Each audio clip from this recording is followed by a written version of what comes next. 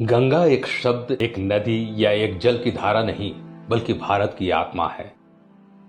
गंगा ना होती तो भारत कभी अध्यात्म के मार्ग में इतनी उन्नति नहीं कर पाता। गंगा का उद्गम हिमालय से होता है। गंगोत्री को गंगा का उद्गम स्थल माना गया है। गंगोत्री उत्तराखंड राज्य में स्थित एक तीर्थ है। सबसे पहले गंगा का अवतरण होने के कारण ही यह स्थान गंगोत्री कहलाया, किंतु असल में गंगा का उद्गम कुछ किलोमीटर और ऊपर श्रीमुख नामक पर्वत से होता है। वहां गोमुख के आकार का एक कुंड है जिसमें से गंगा की धारा फूटती है। इस गोमुख कुंड में पानी हिमालय के और भी ऊंचाई वाले स्थानों से आता है। हिमालय से निकलकर यह नदी प्रारंभ में 3 धाराओं में बंटती है: मंदाकिनी, अलकनंदा और भागीरथी। उत्तराखंड के देवप्रयाग में अलकनंदा और भागीरथी का संगम होने का दृश्य बड़ा ही विख्यात है। बाद में ये धारा गंगा के रूप में हिमालय से ऋषिकेश और फिर हरिद्वार के बाद मैदानी इलाकों में प्रवेश करती है।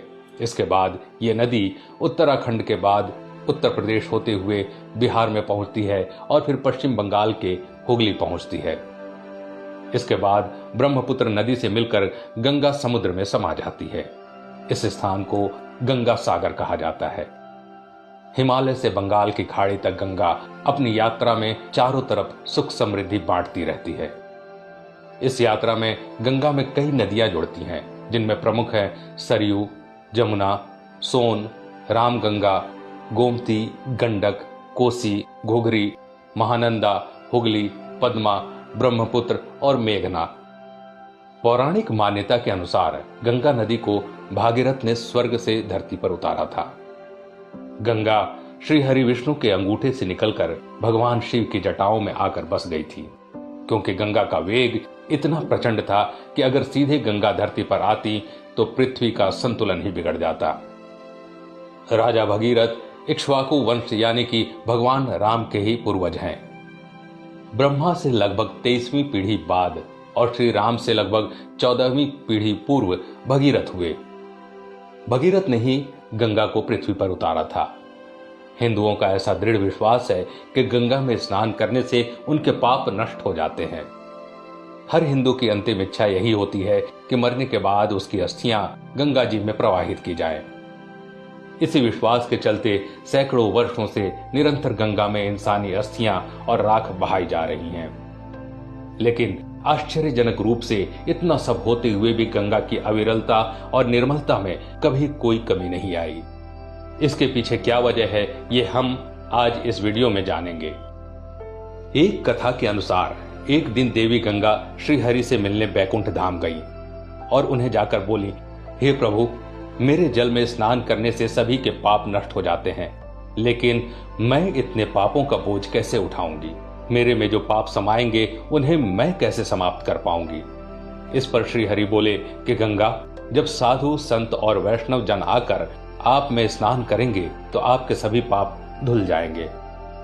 वैज्ञानिक जांच से पता चला है कि गंगा जल में पारा अर्थात मरकरी विद्यमान होता है, जिसमें हड्डियों में जमा कैल्शियम और फास्फोरस पानी में घुल जाता है। ये तत्व गंगा जल को साफ करते हैं, जबकि बची हुई हड्डियां गंगा में निवास करने वाली जलीय जंतुओं के लिए एक पौष्टिक आहार है। वैज्ञानिक दृष्टि से हड्डियों में गंधक होता है, जो पारे के साथ मिलकर पारद का निर्माण करता है।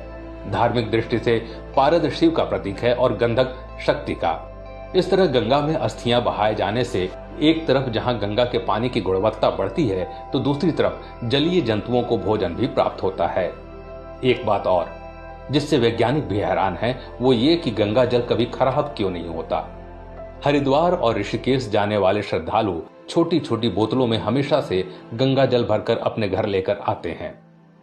घर में गंगा जल रखे दशकों बीत जाने के बाद भी ये जल उतना ही निर्मल होता है जितना कि भरते समय था। दुनिया की और किसी नदी या फिर आरओ का पानी भी इतने दिन तक स्वच्छ कभी नहीं रह सकता। वैज्ञानिकों के पास इसका जवाब यह है कि गंगा के जल में बैक्टीरियोफेज नामक जीवाणु होता है। गंगा जल में मौजूद ये जीवाणु हानिकारक सूक्ष्म जीवों को पानी में जीवित नहीं रहने देते, अर्थात ये ऐसे जीवाणु हैं जो गंदगी और बीमारी फैलाने वाले जीवाणुओं को नष्ट कर देते हैं। इसके कारण ही गंगा का जल कभी नहीं सड़ता है। इसके साथ ही गंगा का प्रवाह इतना तेज होता है कि छोटी मोटी अशुद्धियों को यह प्रवाह वैसे ही साफ कर देता है। एक कहावत भी है कि बहता पानी निर्मला, अर्थात बहता हुआ जल हमेशा स्वच्छ रहता है। गंगा जल की पवित्रता का आध्यात्मिक पक्ष ये है कि गंगा के पावन तटों पर बैठकर हजारों सालों से योगी, तपस्वी और सन्यासी अपनी साधना में लगे हुए हैं। इन महात्माओं के तपोबल से भी गंगा किनारे का वातावरण शुद्ध हो गया है। गंगा जल के कभी खराब न होने के पीछे एक वजह यह भी है कि गंगा का उद्गम हिमालय के अत्यंत दुर्गम स्थलों से हुआ है। हिमालय का यह हिस्सा दैवीय और वनस्पति संपदा से परिपूर्ण है। गंगा के जल में भी इन औषधि और जड़ी बूटियों का कुछ सार सम्मिलित हो जाता है। इस वजह से भी दशकों बीत जाने के बाद भी गंगा का जल उतना ही पवित्र और स्वच्छ बना रहता है। इन्हीं सब कारणों के चलते भारत में गंगा को एक नदी नहीं बल्कि मां का दर्जा दिया गया है।